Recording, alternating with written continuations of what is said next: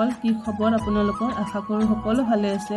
পুনৰবাৰ মোৰ চেনেলৰ অন্য এটা নতুন ভিডিঅ'ৰ সৈতে আপোনালোকক স্বাগতম জনাইছোঁ। আৰু আজি আমি আহিছোঁ বিয়ালৈ, মানে তুলনি বিয়া হয়। আমাৰ এইফালেনো তুলনি বিয়াৰ নিয়মসমূহ কেনেকৈ কৰা হয় তাকে আপোনালোকৰ মাজত শ্বেয়াৰ কৰিম বুলি ভাবিছোঁ। আৰু এয়া হৈছে আমাৰ কলিজা, তাই জাপা লৈছে, মানে আমাৰ এইফালে জাপা লোৱা বুলি কোৱা হয়। মানে আগদিনা আমাৰ ঘৰত জাপা থৈ আহিছিলে আৰু আজি আমি জাপা লৈ আহিছোঁ। আৰু এইফালে আমাৰ কইনাজনীক গা ধুওৱা নিয়ম আৰম্ভ কৰা হৈছে। আৰু এয়া হৈছে বৰমাকে তাইক গা ধুৱাইছে আৰু মাহ হালধি লগাই দিছে। প্ৰত্যেক জেগাতে আচলতে নিয়মবোৰ বেলেগ বেলেগকৈ কৰে। আমাৰ এইফালে আমি এনেকৈ নিয়মখিনি কৰোঁ। তুলনি বিয়াৰ নিয়মখিনি আমাৰ এইফালে এনেকৈ কৰা হয়। আপোনালোকৰ ফালে কেনেকৈ নিয়মবোৰ কৰে আপোনালোকে জনাবচোন।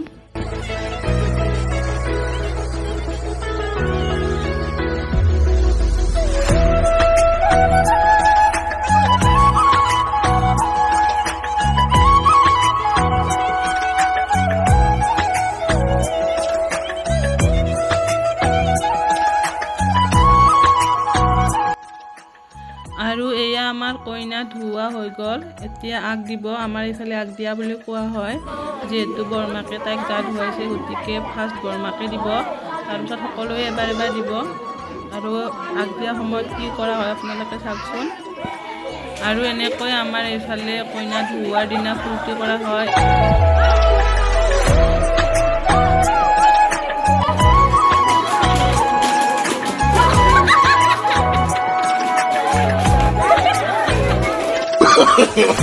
No.